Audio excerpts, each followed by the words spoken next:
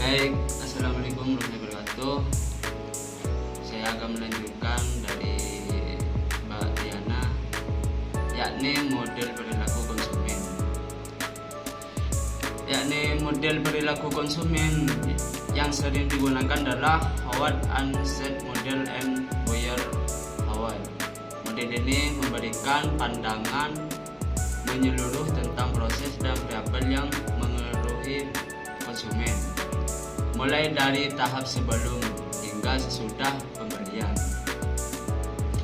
Howard and Set mengidentifikasi 3 variabel utama dalam model ini, yakni persepsi, pelajar, dan skill. Model ini menggambarkan bagaimana konsumen menimbang atau membandingkan dan mengakhiri memilih produk yang sesuai dengan kebutuhannya.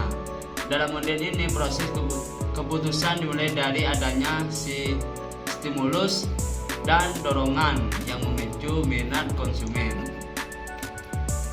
terhadap suatu produk. Selanjutnya konsumen dipengaruhi oleh variabel eksogen, yaitu faktor eksternal yang mendorong persepsi dan pengetahuan tentang produk tertentu. Faktor-faktor ini meliputi iklan dan rekomendasi dari teman, pengalamannya sebelumnya, dan sebagainya. Baik, hanya itu. Assalamualaikum warahmatullahi wabarakatuh.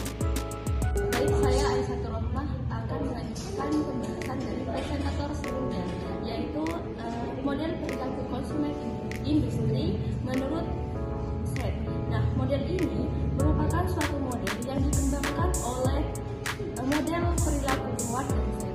Nah, dalam model ini menjelaskan bahwa keputusan membeli seperti ini tidak selalu diambil oleh satu orang saja, terutama dalam konteks bisnis.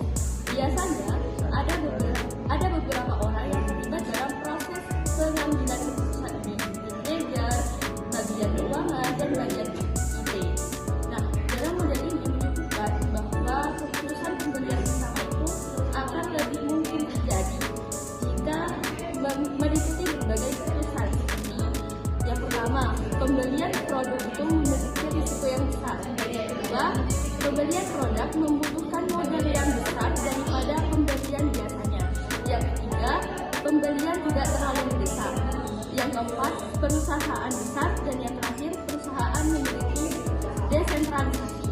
Nah, model selanjutnya yaitu model perilaku konsumen industri dari Engel, Pollard, dan Berger.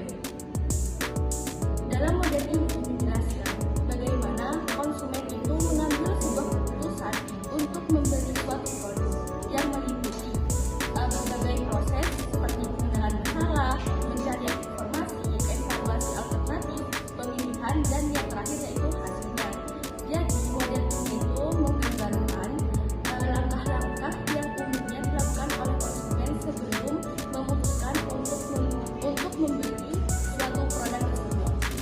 Assalamualaikum warahmatullahi wabarakatuh. Di sini saya akan menerangkan poin 4 dan poin 6. Di mana poin 4 itu model perilaku konsumen dan kredit.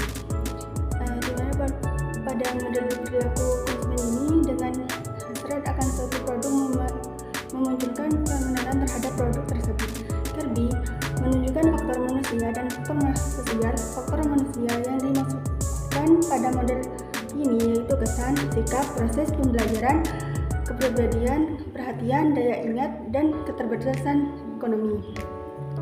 Nah, sedangkan poin yang kelima yaitu model perilaku konsumen dan Francesco de Souza, di mana pada pembahasan ini yaitu model perilaku konsumen ini diketahui bahwa pengambilan keputusan konsumen dipengaruhi oleh perusahaan itu sendiri dan sebaliknya.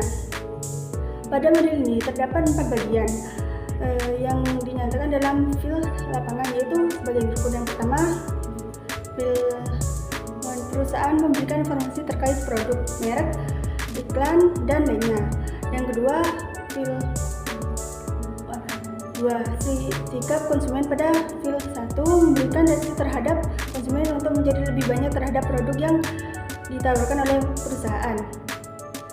Dan yang ketiga, setelah mencari tahu akan produk pada fil 2, konsumen akan termotivasi untuk membeli dan melakukan keputusan untuk membeli. Dan yang terakhir yaitu fil 4. Setelah konsumen membeli, konsumen akan memberikan kesan tertentu terhadap produk yang dibeli, selanjutnya menjadikannya sebagai pengalaman. Sekian dari saya.